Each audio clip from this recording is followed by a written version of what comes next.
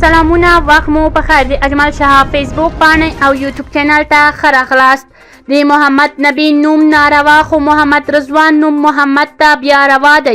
راشد خان مخکې له نړیوال جام د افغان زما دا یوه غوښتنه ومني او د کرکټ نړیواله شلوریز جامونو کومو لوبډلو په کوم کال کې ګټلی دی.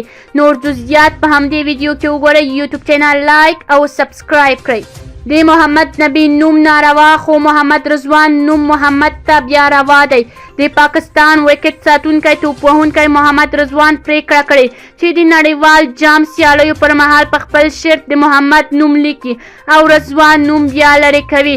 محمد رضوان د محمد په نوم شرط یا لباس نن درې اړخیزې لوبې لړۍ په پایلوبه کې هم اغوستی و او پریکړه یې کړې ده چې د شلوریزو نړیوال جام پر مهال به هم د محمد په نوم شرط اغوندي.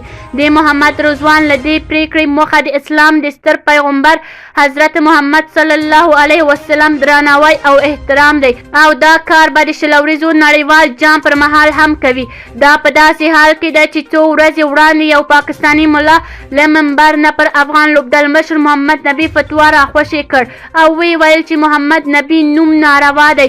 خو په خپله دغه پاکستانی لوبغاړی چې خپل نوم یې محمد رضوان دی اوس یې لنډ کړی او یوازې محمد یې لیک. هغه وایي چې پر دې ډول خپل پیغمبر ته د درناوي وړاندې کوم. راشد خان مخکې له نړیوال جام د افغانان زما دا یوه غوښتنه ومني. د کرکټ شلوریز نړیوال جام نور په پیلېدو دی او صرف یوه ورځ ورته پاتې ده چې دغه جام لپاره لوبې پیل شي. په دغه جام کې افغانستان هم د یوه قوي سیال په توګه رامیدان ته کیږي او ډیر افغانان په دې لوبه کې پر خپلو ځانګړو ستورو لکه راشد خان باندې زیات حساب کوي او تمه لري چې راشد خان او مجیب غوندې لوبغاړي په افغانستان لپاره یو څه وکړي. راشد خان د افغانستان او نړۍ د کرکټ یو ځلانده ستوری دی.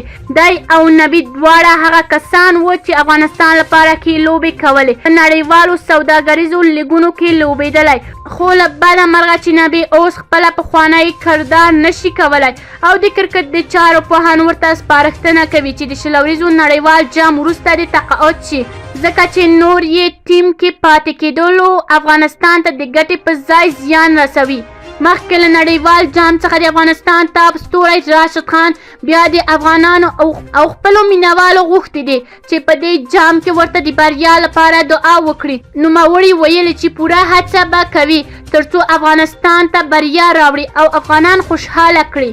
د کرکټ نړیواله شلوریز جامونه کومو لوبډلو په کوم کال کې ګټلي دي؟ کله یوې خوا د کرکټ مینوالو په 2022 کال شلوریزو نړیوال جام د سخته لیوال دي، نو له بلې خوا په دې سیالیو کې ګډون کوونکو لوبډلو د جام پورته کولو ته سترګې دي.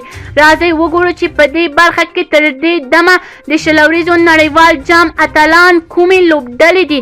استرالیا په 2021 کې د شلوریز نړیوال جام په نیمه پایلوبه کې پاکستان ته ماته ورکړه او په پایلوبه کې نیوزیلند ته په ماتې ورکولو سره نړیوال جام ترفیع وګټله. ویسټ انډیز په 2014 کې د شلوریزو نړیوال جام په هند کې ترسره شو چې په پایلوبه کې ویسټ انډیز انګلستان ته ماته ورکړه او اتلولي یې خپله کړه. سریلانکا په 2014 کې بنګلادیش کې د شلوریزو نړیوال جام کوربتوب غوره شوی و چې پایلوبه یې سریلانکا هند ته په ماتې ورکولو سره ګټونکی شو. ویسټ انډیز په 2012 کې د شلوریزو نړیوال جام په سریلانکا کې ترسره شو چې پکې ویسټ انډیز سریلانکا ته په خپل کور کې ماته ورکړه او په 2012 کال کې نړیوال جام اتلولي یې خپله کړه. انګلستان په 2010 کال کې د شلوریز نړیوال جام لپاره د ویسټ انډیز ځمکه غوره شوې وه چې پکې استرالیا او انګلستان پایلوبه وکړه او انګلستان لوبډلې وګټله. پاکستان په 2009 کال کې د نړیوال جام په انګلستان کې ترسره شو چې پاکستان نیوزیلند ته ماته ورکړه دغه نړیوال جام ګټلی و. هند 2007 کې د لومړي ځل لپاره د شلورونو نړیوال جام د سویل افریقا په کوربتوب ترسره شو چې پکې هند پاکستان ته په زړه پوره ماته ورکړه او په 2022 کال شلوریز نړیوال جام د اکتوبر په 14 پیل شي. پایلوبه به د نومبر په 13 نیټه د استرالیا لوبغاړي کې ترسره شي او افغانستان په خپله لومړۍ لوبه کې د اکتوبر په 22 له انګلستان سره ترسره شي. د نړیوال جام سیالۍ لیدلو لپاره تر دې مهاله تر 6 لکو ډیر ټکټونه پلورل شوي دي. که چیرې کوم نظر لرئ کومنټ کې شریک، یوټیوب چینل لایک او سبسکرایب کړئ.